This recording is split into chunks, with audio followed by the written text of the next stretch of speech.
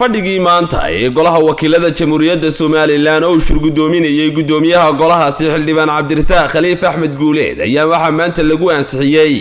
mas'uuliyiintii u dhawaan madaxweynaha jamhuuriyadda Soomaaliland u magacaabay wasaaradaha iyo hay'adaha dawladda waxaana fadhiga ka hor halkaasi taariikh nololeedko iyo waayihii waxbarasho ee ay soo mareen ka hor akhriyay mudanayaasha golaha wakiilada xogayaha guud ee golaha wakiilada Cabdirasaaq Siciid Ayaale wuxuu sidoo kale ka warramay waayahoodii shaqo ee ay soo qabteen mas'uuliyiintan maanta la ansixiyay waxaana mas'uuliyiintan la ansixiyay ay kala ahaayeen wasiirka wasaaradda biyaha wasiirka wasaaradda horumarinta reer miyiga wasiirka diinta iyo waqaafta wasiirka macdanta iyo tamarta wasiirka maalgashiga wasiir ku-xigeenka amniga wasiir ku-xigeenka wasaaradda waxbarashada iyo sayniska wasiir ku-xigeenka arrimaha dibadda wasiir ku-xigeenka biyaha wasiir ku-xigeenka maaliyadda gudoomiyaha hay'adda shaqaalaha dawladda gudoomiyaha guddida qandaraasyada qaranka gudoomiyaha hay'adda caymiska gudoomiyaha bangiga dhexe gudoomiye ku-xigeenka hay'adda shaqaalaha iyo gudoomiye ku-xigeenka hay'adda caymiska qaranka jamhuuriyadda Soomaaliland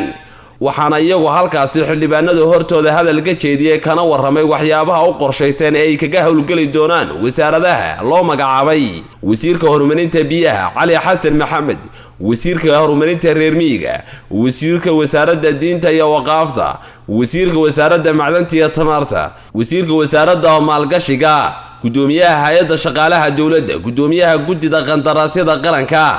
gudoomiyaha hay'adda caymiska qaranka iyo gudoomiyaha bangiga dhexe gudoomiyaha golaha wakiilada jamhuuriyadda Soomaaliland Cabdirasaaq Khaliif Axmed ayaa waxa uu xildhibaanada u soo jeediyay inay ansixiyaan golahan wasiirada iyo sidoo kale gudoomiyaashan hay'adaha ee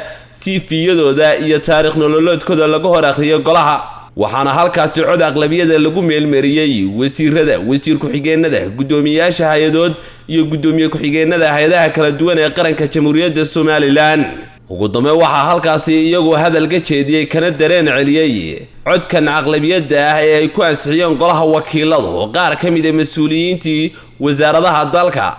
waxaana yiraahdeen horta aad baan ugu faraxsanahay inaan nasiib u yeesho maanta inaan ka mid ahaa wasiiradii maanta ay ansixiyeen golaha wakiiladu dhanka kale waxaan halkan mahad ballaaran ugu celinayaa madaxweynaha jamhuuriyadda Soomaaliland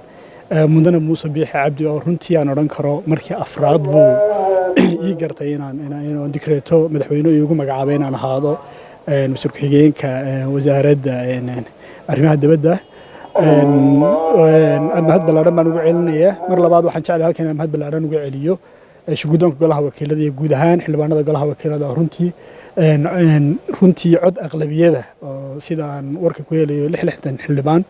oo golahaba fadhiyay ugu ansixiyeen inaan ahaado wasiir ku-xigeenka wasaaradda arrimaha dibadda iyo iskaashiga caalamiga santiin telefishinka qaranka jamhuuriyadda Soomaaliland